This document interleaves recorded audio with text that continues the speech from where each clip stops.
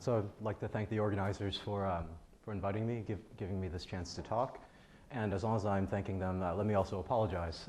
This talk is not as advertised. The original title, the original talk I wanted to speak on was regularity of quasi-minimizers for non-homogeneous energy functionals on metric spaces. It's a bit technical. So rather than to harass you on the last day of this conference with some technical things, I thought to talk about things a little more geometric and on some more familiar spaces. So let's see, just to warn you, I don't study minimal surfaces or mean curvature flows. I guess maybe as a philosophical connection that I'll talk about is some interplay between geometry and an analysis, but I won't talk about differential geometry. In fact, it'll be more differential topology. And I won't be talking about PDE and smooth functions, but actually about Silva spaces. So here, it's not listed here, but let's begin with a little bit of topology. So we all learned this in the beginning of topology class. In the case of the plane or in the sphere, if you have a simple closed curve, then it divides up the sphere into two components. That's what we know as the Jordan curve theorem. So why this part called the Schoenflies theorem? There's a little more, that each component is homeomorphic to a disk or a two-ball or a two-cell. So that's the Schoenflies part. So here, one way to think about this sort of thing is by way of extension. So here, let's draw a loop, and let's draw a circle here. So one can think of it as, if you know that this is homeomorphic to something round, then you can fill in the circles. So this is a property of the plane, that it doesn't occur in higher dimensions. We know this simply from Alexander Horn spheres, where you may have a boundary that's homeomorphic to a sphere, but the interior is knotted. So you don't expect something like this to be true in higher dimensions. So we don't stop there. So let's consider things that are a little bit like boundaries, but let's fatten them up a little bit. So here, let's take a look at annuli. And so let's consider certain types of domains to avoid these degeneracies. We'll look at domains that still have this kind of the right topology on the boundary, but let's fatten them up a bit. So here, let's consider a theorem due to Brown. It's from 1960. And let's say that we take these two kinds of domains with the right kinds of boundaries. Let's let one be compactly contained in another. Let's also take some round balls where one's compactly contained in another. And let's say we have some data here, just a homeomorphism, just topological. So let's say that we have a homeomorphism from this kind of topological annulus to this roundish, not necessarily centered annulus. Then if you preserve some of the boundary data for the larger one, let's have the diagram at least. So there's a larger one that's indicated shadedly, and this one that's not shaded, this is a hole. Same thing here for this round annulus. So provided that that we're willing to accept only a certain amount of data near this boundary here, you can fill in the holes by way of an extension, and they agree on that part. So you can erase this hole if you're willing to accept some new filling in data where the original subdomain was. So this is a purely topological result. So myself, I work in analysis, so it'd be nice to have a little more regularity. So here, let's ask for some mild regularity conditions. Here, since we're dealing with homeomorphisms, let's deal with something that preserves homeomorphisms. So let's have a bi-lipschitz condition. If only on this inequality here, this suggests that these mappings grow by finite speed, an upper speed limit. A bi-lipschitz homeomorphism just tells you that distances cannot grow or shrink in too far of a controlled way by a uniform constant. So here, let's have this kind of condition, and let's see. So in the case of Lipschitz functions, it's an old theorem Rademacher's that they're almost everywhere differentiable. So these have some sort of regularity to them. So it's a theorem due to Gehring that if you again have these kinds of domains that have the right kinds of boundaries, and now if you ask a little more out of your homeomorphisms, that they have this kind of regularity, you do get something of the same regularity back with the same sort of, you have to throw away everything but the boundary data, but nonetheless you get the same regularity back. So so let me just say a word about it. This is also true for what are called quasi-conformal homeomorphisms. So they haven't been defined, and I won't talk much about this condition, but in fact, Göring's original theorem was formulated in the quasi-conformal case. So what is a conformal mapping? It preserves circles to circles, or spheres to spheres. Quasi-conformal, infinitesimally, it maps circles to ellipses of bounded eccentricity. So that's one way to think about it. And this kind of control on your function would award you some sort of bounded eccentricity on the level of tangent spaces.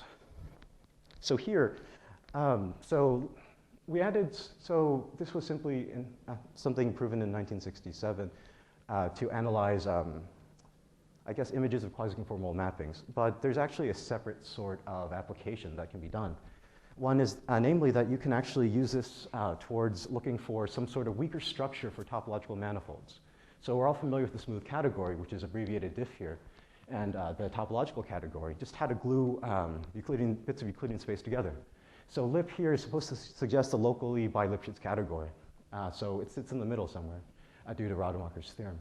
So here, let me quote a theorem of Sullivan that using Göring's theorem in a crucial step, as long as you're not four-dimensional, as long as you don't have if you have a topological manifold, as long as it's not four-dimensional, it actually admits what's called a Lipschitz structure. Namely, you have these charts, a way to glue up bits of Euclidean space together into a cohesive, somewhat homogeneous space.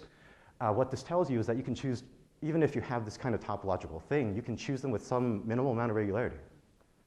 So this is some use of these kinds of extension theorems. So I'm going to go into even more higher regularity, but I want to give the motivation first.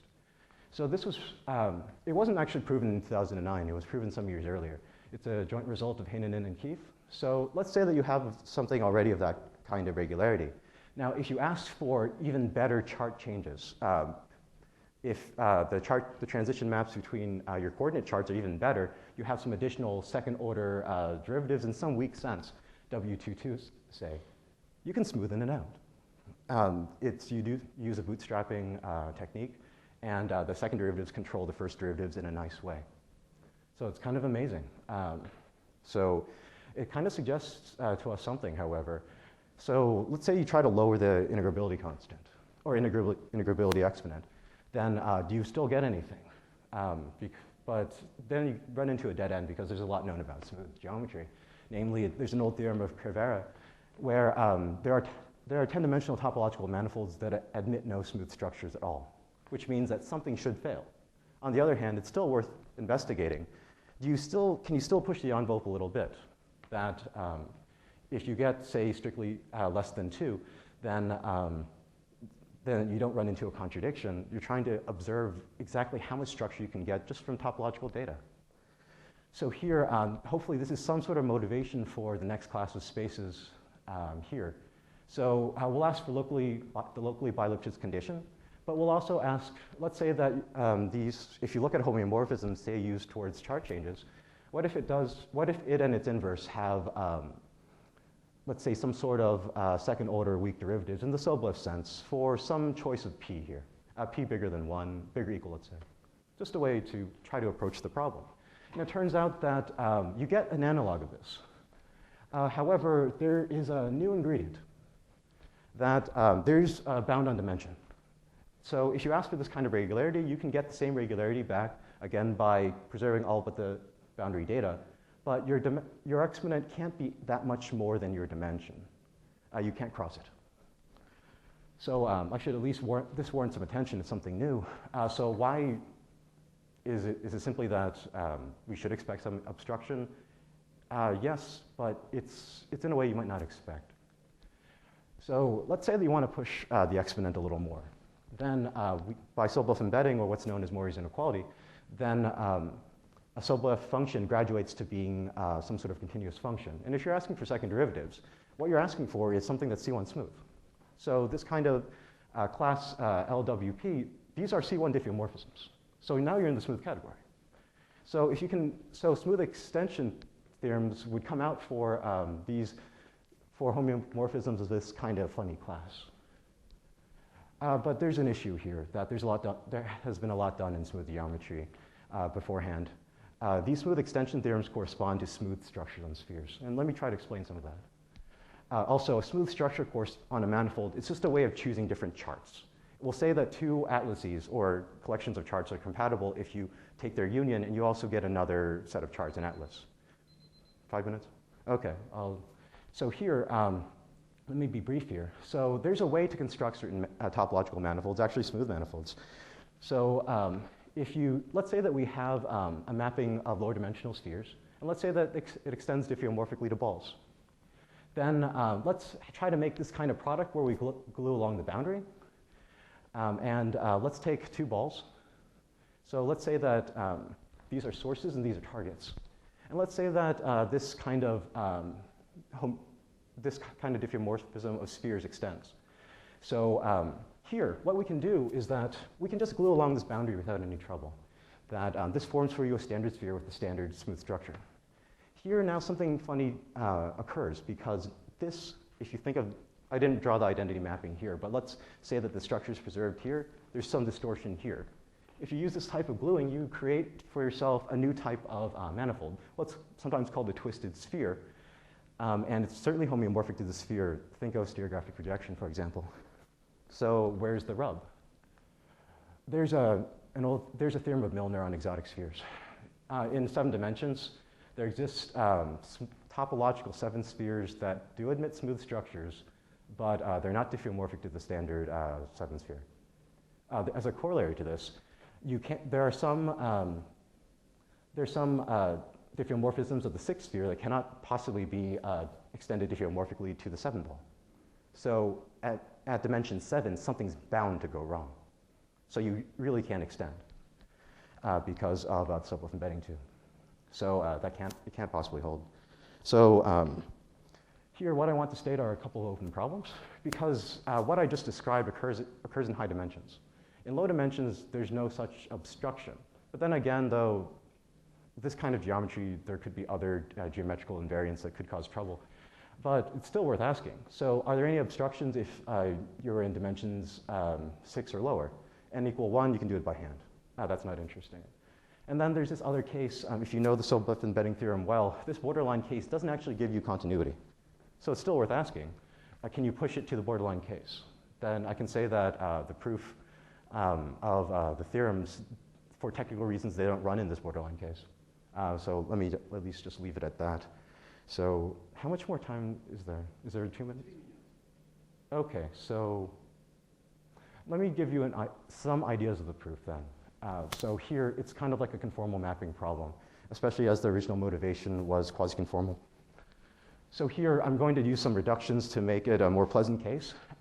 If you invert the situation, then you'll end up having some sort of configuration like this. Instead of a hole in one domain, let's take an inversion and split it up into 2 holes, and then all of space is the domain that we're working with. So here, let's say the up to rotation, we can separate the image balls here. And then let's say that the third reduction, it's a little trick. I wouldn't worry about it, but you can assume that outside of the unit ball, that your data behaves like the identity. So just to warn you guys, this kind of proof, it's kind of like 3-card Monte. So sometimes you go into an alleyway, you see some guy that's swindling other people. They move all these different cards around. You know, where's the ace of spades? This is like 3-card Monte, but it's like infinite card Monte. So here, let's make the map periodic. So let's incorporate infinitely many of these kinds of domains in this direction. So here, as long as it behaves like the identity outside the ball, you can do this. So what do you do next? Let's use an auxiliary mapping. Namely, it's a shear map. Choose a direction, the same direction of periodicity. What does this mapping do? It just shears. It shears 3 units to the left. So let's play infinite card Monte. Now, this is somewhat complicated, but I hope that I can walk you through this. We're using the function and the periodic version of the function and its inverse. We shear in the meanwhile. So here, at first, it seems like this is not going to help you at all because you just have infinitely many holes. But the good thing is that you push everyone to infinity. They're easy to fill. So for example, let's take a look at that E1. It maps to B1 based on the data of the problem. What does it do under shearing? It fixes it right there. Then you apply the inverse mapping. Even though it's periodic, you know exactly how it behaves. So what does it do on the boundary or neighborhood of the boundary? It's just the identity. You can erase that hole. if you think about it, the same thing happens in a translated version of E2 right there. It becomes a ball there, and then it may get shifted over here, and then we apply the inverse. So just as one last statement, what I'm saying is that for all of the holes except for E2, you can erase them, and they're going to be either actioned by the identity or by translation. So you can erase all these holes. So here, I guess I'll use this pen simply because I was taught how to use it. If you take this mapping here, what does it do? You've erased all the holes. Apply the inversion again. And now what do you obtain? You get a mapping of the domain D2 to B2. It preserves the data if you look at this horizontal vertical separation. And it's some technical work to actually show it has the right regularity. And just shift back, and that's your mapping. So I'll stop here. So thanks for your attention.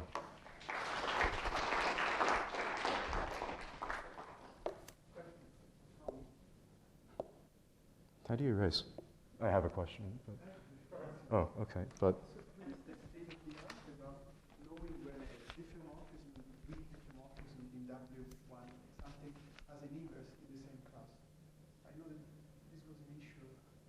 can you say that again? So your class is a class of weak diffeomorphism for which the inverse has the same regularity.